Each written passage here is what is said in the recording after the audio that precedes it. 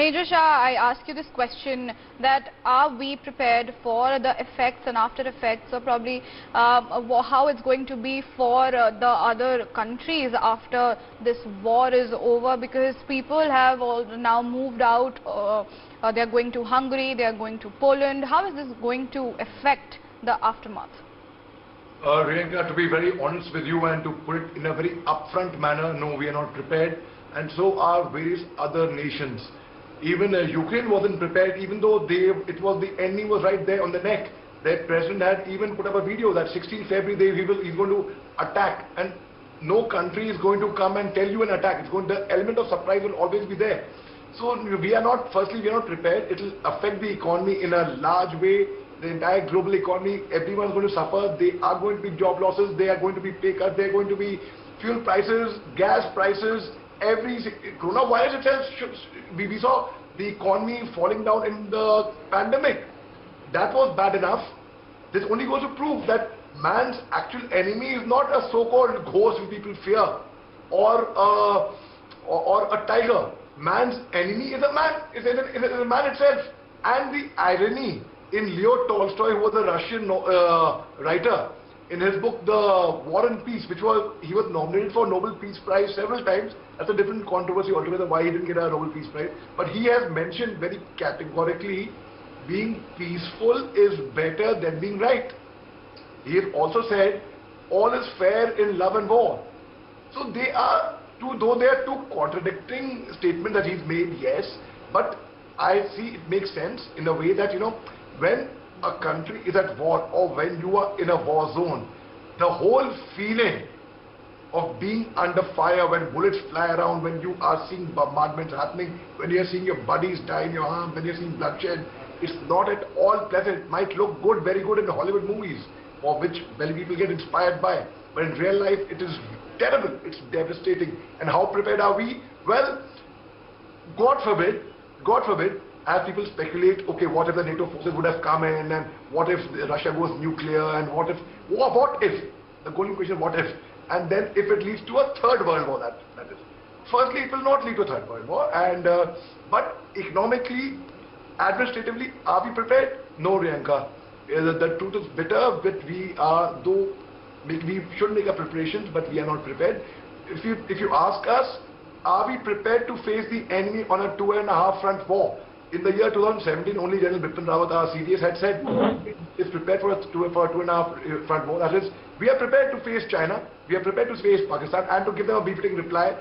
We are prepared for solving our internal insurgency problems. But if the war in the West escalates, as you rightly brought out, Priyanka, that Russia, President Putin calls it a military action. He does not term it as a war. Very smartly, because the US is controlling the UNO, and US has formed certain charters in the UNO which would be favoring towards US. Similarly, now Article 7 of the UNO charter says, if a state wants to separate from the parent country, it is welcome to do so. And if it is being discriminated, or if it's being harassed by the parent company, putting in very simple words, it can write to the neighboring state asking for military aid, for military action, which means if Balochistan wants to separate from Pakistan, it can do so. And if Balochistan asks India for military help, we can attack Pakistan, and that would be a military action. It would not be termed as war formally, officially, as per the UN Charter. So now that is that advantage what US had planned out, Russia took that advantage, and that is why they waited strategically from 2014 onwards. You see the plan. 2017, it was very, very hot that Ukraine should enter. That time President Zelensky wasn't the president. So that time President Victor, it was very, very hot that they should come into NATO. In 2019 March, when President Zelensky came into power, he took it further and further. And now because Russia and China are friends, so obviously it was a planned thing with China as well. If you think logically, the moment the Olympics got over in Beijing, 20th February, 21st February, President Putin declared the two Donbas areas as independent states. Right. And then he put his government there, he sent a peacekeeping force, so to say peacekeeping on paper. They went there, and that is when on 24th he went and attacked Ukraine, which the moment on 21st he declared independent states. the whole international community knew what he was up to, what the larger picture was, Yes. what the big game was. And Yes. that upset the entire international community. So it's very, very well planned by him.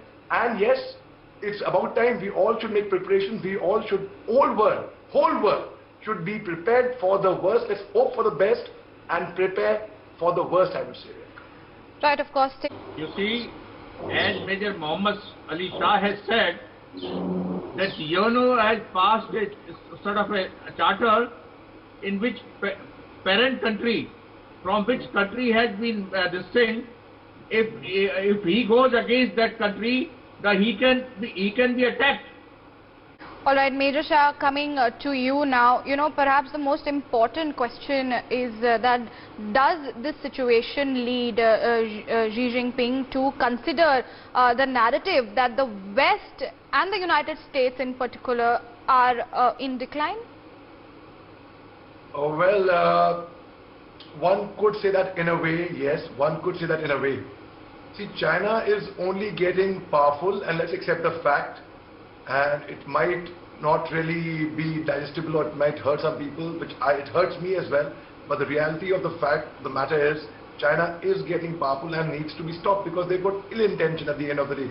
A lot of people would argue if US could be a superpower and what's wrong in China trying to be OMP. No, China is using unethical means, unethical measures, and if China also now, okay, if we have taken a situation where China suddenly decides to attack Taiwan now and they think that the timing is right, let's go ahead with that. Then it can escalate further because there are going to be more countries involved. I'll give you a small example. We did not vote for or against Russia in the UN meeting. So did China not vote, and that was a surprise actually, because we all know China is actually supporting Russia. They are friends. Imran Khan very shamelessly lands up in Russia to support, and on the first day of the war, to ask for a loan. They want to establish some pipelines. I mean, isn't that ridiculous? Rather, Imran Khan got a tight slap. He was first sent off from Russia saying that no, there's no loan for you, get lost. And secondly, the US and the US put on a fine on him, penalty of, I mean, they will spend the rest of their lives paying for that, for different reason, of course. But if you want to sort out somebody, there are 1,001 ways of sorting out somebody. Now, coming back to China, that also did not vote. Russia, UAE did not vote. Why didn't UAE vote? UAE did not vote because they have a similar oil interest with Russia. Secondly, if you think strategically, UAE knows that Russia is friend with China. UAE also, and Russia is also friend with Turkey. And Turkey is a NATO ally. And Turkey is friend with Yemen. There are a lot of rebels fighting in Yemen as well, which no one talks about. Everyone over there, my father was a defense attaché to Saudi Arabia, Kuwait and Yemen. So the kind of tales, the kind of stories I've heard from him over there, I mean, we used to visit Kuwait and Saudi Arabia that time, when we were in school that time. It's a different story altogether. So now what if the rebels from Yemen, they enter, they join the fight? Then it's going to be as it is, they're volunteers coming from different countries. President Zelensky has asked for volunteers from different countries to come and join the fight. And I think there's a very thin line, very fine line between fine leadership and foolishness, between bravery and foolishness. And if he had to agree to the terms and conditions after so much of damage and destruction, in 1991, James Baker, the foreign secretary to the US, had given an assurance in February 1991 to Mikhail Gorbachev that there would be no further expansion of NATO beyond East Germany that time itself. But in 4 phases they inducted 14 nations. In 2004 again the same thing happened. 2008 again same thing happened. And that's the time when Russia had put the red line that Georgia and Ukraine would not come into NATO because it's common sense. Okay, I'll give you a simple words for everyone to understand who's watching us. About a year and a half back, Nepal was coming under the influence of, who's been a younger brother to us, a very dear friend of ours, under the influence of China. We didn't like it. None of us liked it. Now imagine Pakistan, I'll give you an example, Pakistan and China combined, sending their forces on the Nepalese border and sitting there and guarding their borders. So we will not like it, right? So now when the NATO, a lot of people say, so what? It's their democracy, they are within the right, it's their sovereignty, they can do what they want. It's like saying, Priyanka, don't be friends with so-and-so, and so-and-so don't be friends with so. No one's there to dictate. No one can be a bully. No. And yes, they were aggressor, Russia, this time when they started the war. That was wrong. That cannot be justified at any cost. And President Putin's name will probably go down in history the way other aggressors' names have gone, and I'm not going to name them, you know who I'm talking about. But now at the same time, his image also gets spoiled, the economy of Russia also gets spoiled, but at the end of the day, they were provoked also for many, many years. There are always two sides to a coin. You always clap with two hands. Let's not go by what the Western media is saying or what the Russian media is saying. And I'm very happy, I'm very glad to see on your channel, Riyanka, you taking out very balanced, rational, realistic views, which is the need of the hour, and that stuff should be discussed right now instead of people favoring either Western media or the Russian media or taking out opinions or taking sides. It's not a matter of sides. In a war, no one is right. No one is right. What matters is who is left. Who is left, as in who is left behind to live. And the irony is, the purpose of going to a war is to establish peace. Ukraine wanted to become a member of NATO to secure its borders for peace. Russia wanted to preempt that, didn't want them to join NATO for their peace. But look at the irony, look at the devastation, the destruction they have caused. For centuries to remember, actually. And it is terrible. And of course, I mean, my heart really goes out. And the only way I see this coming to an end, forget about history, forget about what's happening in present, there's devastation happening in present, in the future. Moving a step further, I honestly do not, though I'm an optimist, but I do not see this ending, the trouble happening in Ukraine for the next at least 2 weeks plus, Riyanka. We can be optimists and we'll say that the war's ending and all, hold on. Yes, that is very good, it sounds very good for motivation, but if I have to calculate the reality, and also, even after 2 weeks, let's give it, I give the benefit of doubt of say, I will not give the timeline, right? Now, Russia comes in, takes over Kyiv. They establish their dummy government, which is favoring the US, which is against the US, favoring the Russians. Now what happens? Russia will deploy their peacekeeping force over there. Now, worse than Afghanistan. Worse than Afghanistan, because Afghanistan, at least they were Talibanis who were fighting the American soldiers. Rest of the population was civilians. Here, 100% of Ukraine become the rebel. 100%. Because now arms have been given to the civilians, to innocent civilians, women, children, aged people, to the criminals who also were anti-government, mind you. The murderers. So now when the whole state becomes a rebel, it's going to be a war-torn country completely.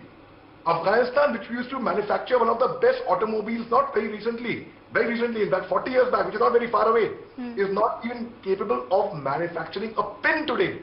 That is what happened to Afghanistan. But US, let me tell you, it's all, I would hold US responsible. Now it's very fine. Kamala Harris coming for peace talks and all, and it should be taken seriously, yes, but because they have no other option, we are cornered. The whole world community is cornered. The only way to spell peace now is through America. Yes.